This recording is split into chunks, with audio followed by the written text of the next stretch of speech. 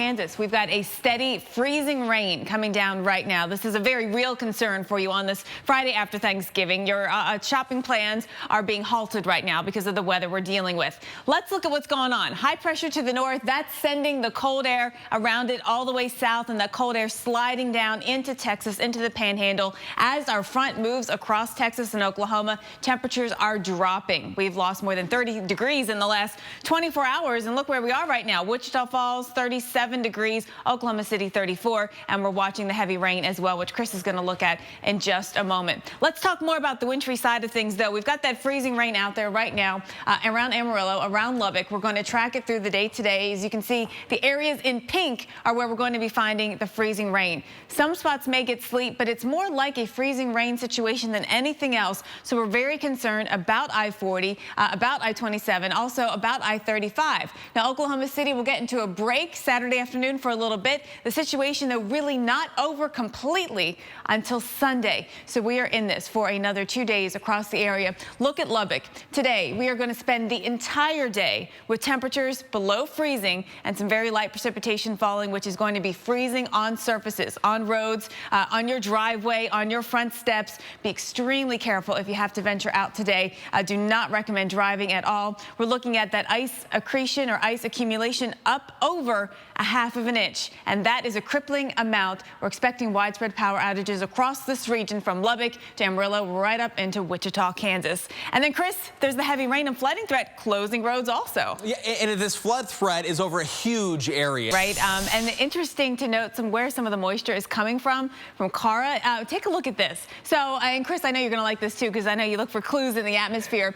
You know, we have talked about Sandra, Hurricane Sandra, which is weakening quickly. But what I want to talk about with this is the connection from that and the moisture all the way up here through the southern plains into even Chicago. It's more high-level moisture, but it's there and it's running about 2,000 miles. I mean, look how far that is. So there's already a lot of moisture in place here. We had that from the Gulf of Mexico. Now we're tapping into some Pacific moisture as well. That's why we have all of this rain in the forecast. Another 5 to 8 inches of rain expected across portions of Arkansas, Oklahoma, and northern Texas, where we've been getting very hard hit with rain already. Dallas, you've done it. 12-14 last night.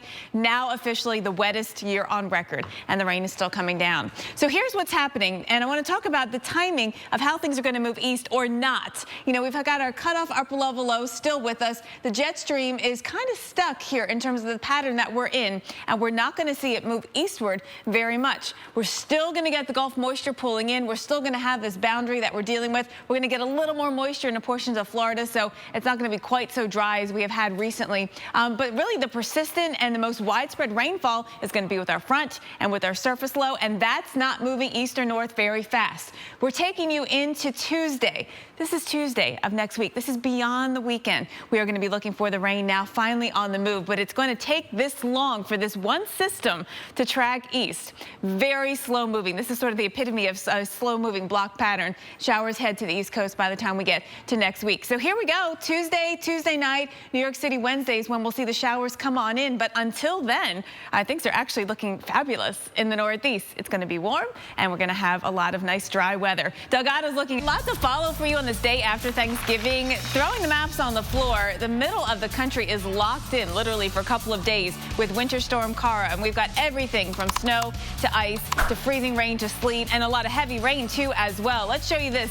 Take a look at all the colors on our weather map. The blue is the snow, the pink is the mix or the sleet, and then the purple is the freezing rain. The worst, I think, of the winter weather. It's going to be affecting us today and for the next 2 days into the southern plains. Speaking of the southern plains, take a look at all this rain that's coming your way. We've got another 5 to 8 inches of rain on top of what you've already received. Big flooding already happening in northern Texas. We're concerned about more to come. And then we take a look at the warmth along the eastern seaboard. I mean, look at these temperatures running well above average. Aren't 60s nice for Thanksgiving? That's what you saw yesterday, and that's what you will see again today. We've got a lot more coming your way with this. All right, it's 30 minutes past the hour, and we're updating on all our top stories here at AMHQ. You know, Chris, the warmth is unbelievable. People can't stop talking about it in the east.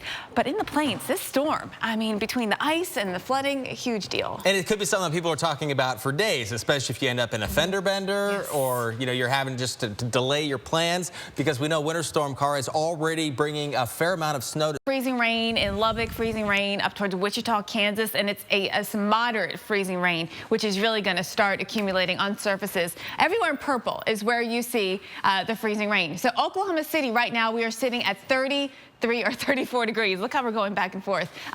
Still above the freezing mark, but not to say there couldn't be issues out there on some elevated surfaces. There is plenty of cold air. Look at Denver.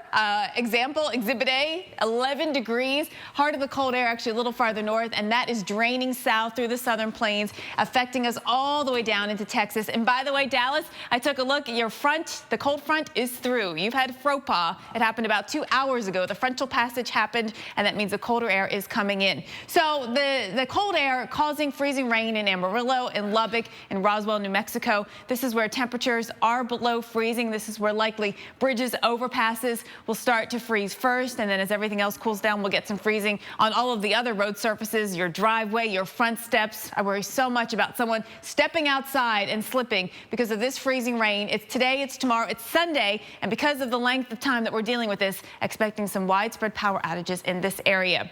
All right, Chris, the other big story with the same system is the very heavy rain. Very heavy rain also potentially caused that bad weather across the plains, the southwest too. Incredible weather across the northeast though for your Black Friday shopping. And Reagan Medji is at an outlet mall in New Jersey. Reagan, good morning to you. Are the people out? I see a lot of fog behind you. Here it's nice. You got the outdoor shopping. The mood is kind of set. The music, Christmas music is on, and you are doing some shopping. Let's take a look at that weather throughout the area. The fog, I have to say, might be an issue getting to the spot that you're going to be shopping at today. And so don't rule it out as a threat for driving early on. But no rain for us. We might see some showers late in the day around Buffalo, maybe Pittsburgh.